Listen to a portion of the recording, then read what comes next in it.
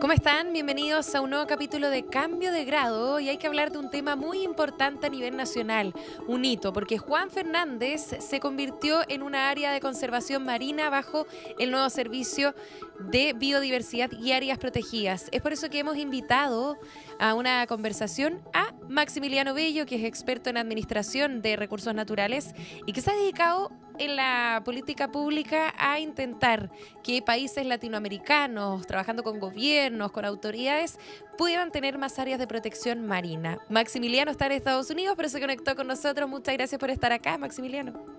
Muchísimas gracias a usted, un placer siempre estar conectado con mi país maravilloso que extraño. De todas formas. Bueno, cuéntanos un poquito qué tan importante es este hito que se vive a nivel nacional y específicamente ahí en el archipiélago de Juan Fernández. Mire, yo creo que ¿cómo decirlo? La verdad es que hoy día en el mundo tenemos una crisis, ¿cierto?, bien grande. Tenemos una triple crisis: la crisis de la contaminación, la crisis, ¿cierto?, del cambio climático y la pérdida de la biodiversidad. Y justamente algunas de las acciones más importantes que podemos tener para poder proteger el único planeta que tenemos, tienen que ver justamente con el océano. El océano es el generador de cierto, más del 50% del oxígeno, es uno de los mayores capturadores de carbono, y es obviamente la fuente de biodiversidad y de donde viene la vida en este planeta. Por lo tanto, primero hay que centrarse en eso, luego ver esas respuestas en Chile y particularmente en Juan Fernández y Rapa Nui. Han alcanzado realmente un nivel impresionante de fama, por decirlo así, por un lado, pero también de experiencia. Juan Fernández es uno de los pocos lugares, ¿cierto?, donde un área marina protegida fue creada primero que todo por una petición y por un movimiento, por un trabajo de la comunidad de Juan Fernández, por pescadores artesanales. Normalmente, ¿cierto?, cuando uno habla de áreas marinas protegidas, mucha gente entiende, oh, nos quieren quitar la pesca o quieren acabar con la pesca. Esto justamente derrumba un mito tremendamente fuerte, que es que los pescadores, de hecho, pueden ser parte clave, es más, la parte más clave para poder generar un área marina protegida, y eso fue lo que hizo Juan Fernández. Pero luego, además, también construir el plan de manejo, construir una asociación, representantes que son electos, además, también por voto de la comunidad, genera una serie también, ¿cierto?, de cuestiones que son muy poco comunes en la conservación y particularmente en la conservación marina.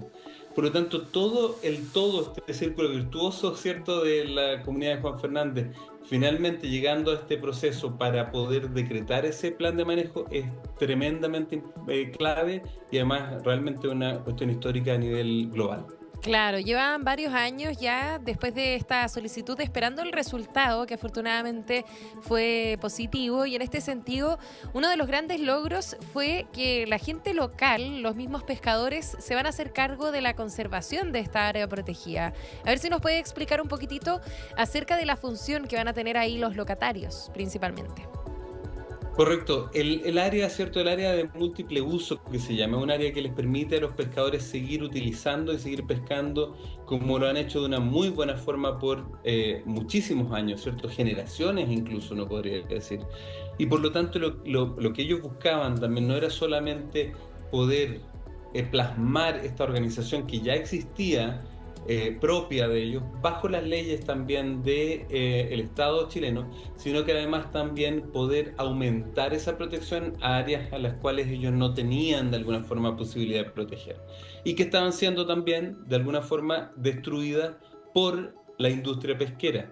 Y por lo tanto entonces ocurre una cosa bien bonita, de que ellos no solamente dicen queremos seguir utilizando, pero además queremos seguir utilizando de buena forma, de una forma bastante con menor impacto, y por sobre todo además ampliar esa protección teniendo un impacto mucho más grande nacional como también internacional. Eso yo creo que es lo clave en ese proceso. ¿Y cuál sería la diferencia en sectores marinos que no estén protegidos? O sea, ¿por qué tenemos que avanzar hacia allá? Pero mira, las áreas marinas protegidas son una herramienta indiscutida, científica, incluso del manejo pesquero, que tiene ya más de 1000 años. Hay comunidades, ¿cierto?, en el Pacífico, por ejemplo, en la Polinesia, que han utilizado las áreas marinas protegidas por más de 1000 años. Efectivamente, no solamente protegen especies, sino que protegen ecosistemas y protegen también procesos. Hoy día que sabemos que el océano probablemente tiene la llave para poder responder a la crisis, ¿cierto?, del cambio climático, de la pérdida de biodiversidad y otras, entonces sabemos que Mm. una de las mejores formas justamente de responderle al océano que siga haciendo lo que hace es protegerlo. Claro, y Y ahí hay que que seguir una serie de reglamentos, de protocolos, ¿no? Exactamente, hay una serie de reglamentos. Hay primero una serie también de estudios y de lineamientos internacionales que los pone la UICN, la Unión Internacional para la Conservación de la Biodiversidad, por un lado, y que también los toma el gobierno, ¿cierto? Que los toma el Estado de Chile y también los define de una forma un poco diferente, pero muy parecido, ¿cierto?, dentro de la legislación nacional. Entonces tenemos parques marinos, tenemos reservas, tenemos también áreas marinas protegidas de múltiple uso y tenemos también áreas de manejo pesquero. Las áreas de protección en el fondo son como esos parques que tú a lo mejor o muchos han visitado en tierra, ¿cierto? Como Conguillío, como Torre del Paine, etcétera. Tenemos también entonces esto, podemos crear esas áreas en el mar.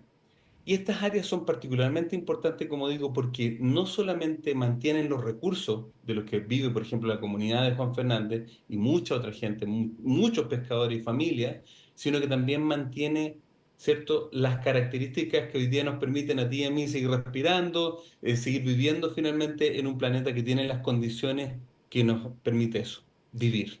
¿Y qué tan difícil es lograr que las autoridades de alguna manera avancen hacia esa dirección en el sentido de proteger más kilómetros de área marina? Porque no es algo tan común que escuchemos, no se incluye, digamos, en los programas de gobierno de algunos candidatos presidenciales, ni mucho menos, y no se discute siempre esto en el Congreso Nacional. Entonces, de partida, a ver si podemos explicar qué tan necesario es, si es que es algo que tenemos que hacer ya para ayer, y por otra parte, ¿por qué no se habla tanto de alguna manera acerca de este punto? Sí, mire, una muy buena pregunta. Yo creo que ha habido una evolución bien importante en esto. Efectivamente, por muchos años era algo, o sea, la protección del océano no existía, ¿no? Hasta hace muy poco, un par de gobiernos atrás, teníamos menos del 1% de protección de la zona económica exclusiva, que es hasta las 200 millas, ¿no? Chile tiene la 10ª zona económica exclusiva más grande del planeta. Y hoy día, durante todos estos años, partiendo por Piñera 1, luego Bachelet y luego también muy poco con Piñera 2 y ahora también con el gobierno, ¿cierto?, de Boric, se han creado una serie de áreas marinas protegidas que nos han llevado al 45% de esa zona económica exclusiva protegida. Es alrededor del tercer lugar. Chile tiene el tercer lugar, digamos, de protección, tercer, cuarto ahora que acaba de emplear de Australia, cuarto lugar en el mundo de mayor protección del océano. Entonces, somos líderes internacionales, pero sin embargo, claro, efectivamente a lo mejor en casa no sabemos tanto de eso. Hubo hace poco una muy interesante encuesta que le preguntó a los chilenos qué los hacía más orgullosos de ser chilenos. Y en el tercer lugar apareció las áreas marinas protegidas. Mm. Yo creo que hay un reconocimiento cada vez mayor y tú dices algo muy clave, que efectivamente debiéramos ver que los candidatos que se están preparando, ¿cierto?, que están presentándose, debieran efectivamente, teniendo en cuenta que hay mucha gente que le interesa, tener una carpeta de áreas marinas protegidas o lugares que debieran ser protegidos, porque son importantes, como digo, para el futuro de la humanidad, pero sobre todo para el futuro de las comunidades y de los chilenos y chilenas, ¿cierto?, que vivimos al lado del mar, sí o sí, porque Claro, o sea, Chile tenemos es con vista al mar. muchas regiones de nuestro país que tienen ahí, bueno, por no decir todas, básicamente, que tienen acceso al mar, entonces es importante. Ahora, ¿cuál es la particularidad del archipiélago de Juan Fernández que podemos encontrar allí, que claramente nos sirve para tanto la comunidad como también para poder tener nosotros reservas, quizás porque tú hablabas de algunos parques que están bajo el mar?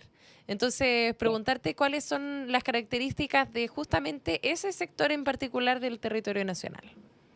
Sí, mire, el archipiélago de Juan Fernández tiene una serie de características que son clave. Tiene uno de los endemismos más altos. Endemismo significa, ¿cierto?, que tiene especies que solamente habitan en ese lugar. O sea, especies marinas que solamente habitan en esa cordillera submarina. Imagínate sin agua ese lugar, vas a ver montones de montañas. Algunas de ellas salen afuera del agua, Mm, ¿cierto? Que son la isla, y otras montañas no alcanzan a salir.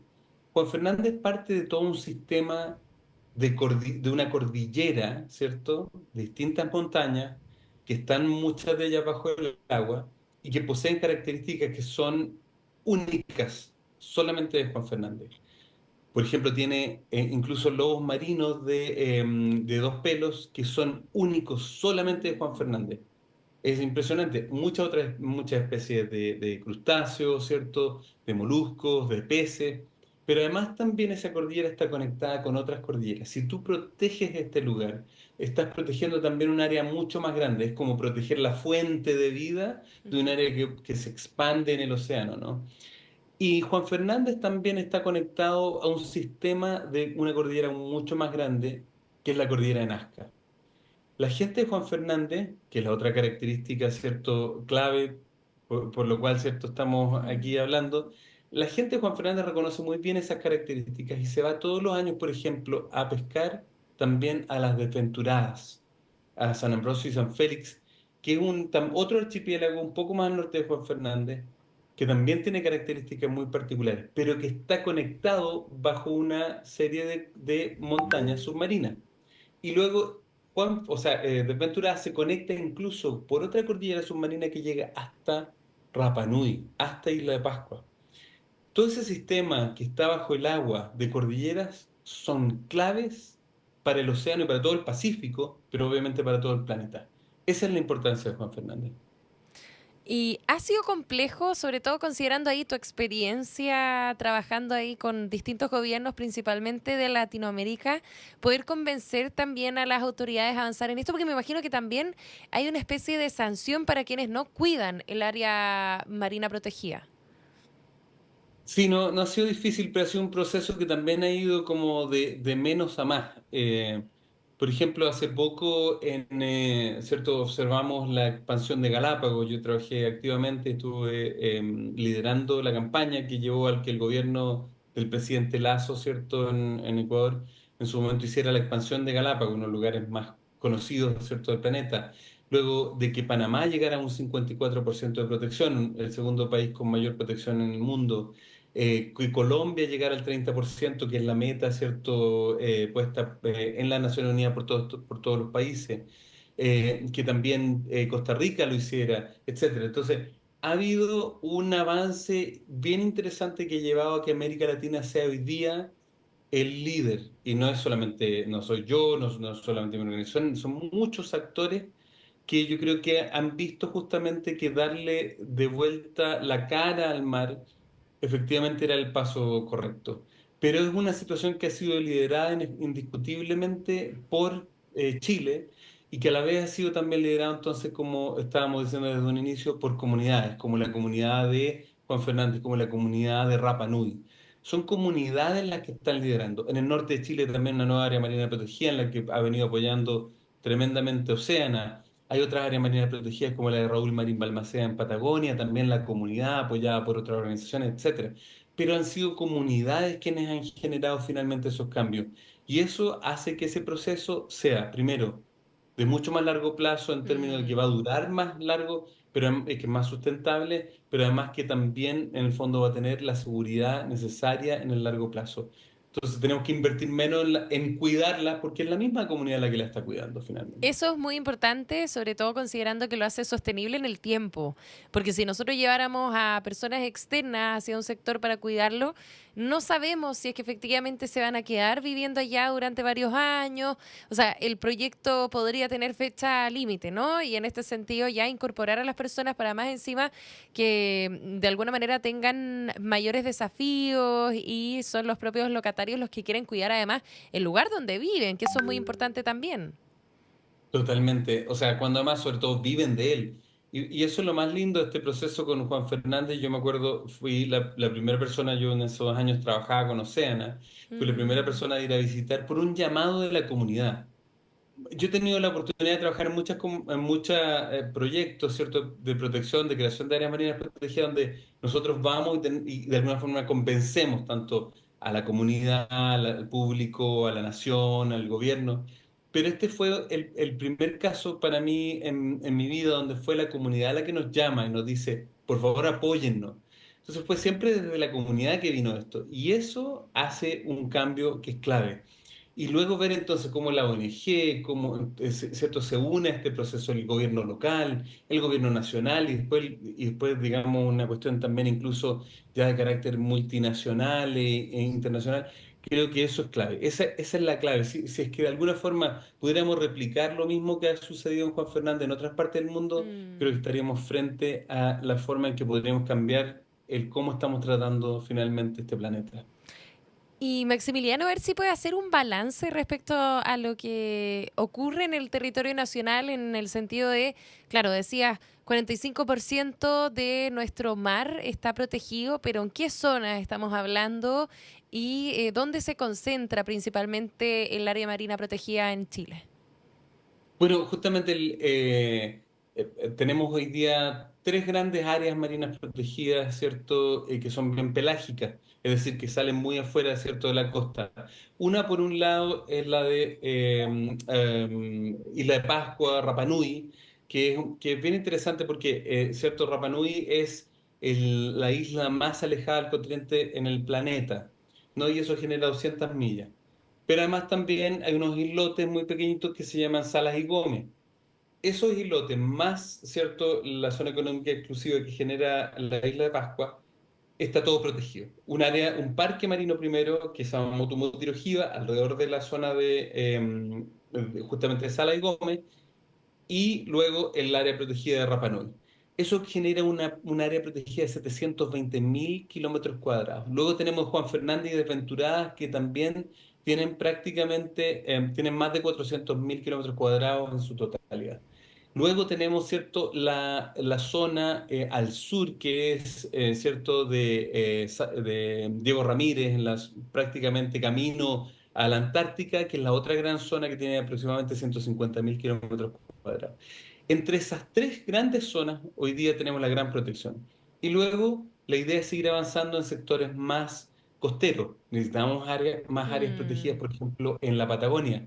Nos falta, sobre todo con el impacto de la salmonicultura, con un impacto terrible sobre ese ecosistema.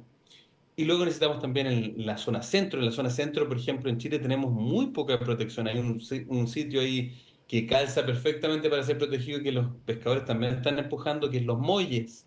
Por ejemplo, en la zona Mm. centro, centro-norte, ¿no? Y luego tenemos Claro, allá se también hace mucho buceo también, hay harto, famoso, claro, de todas le maneras, llaman la sí, capital del buceo. sí. Exactamente.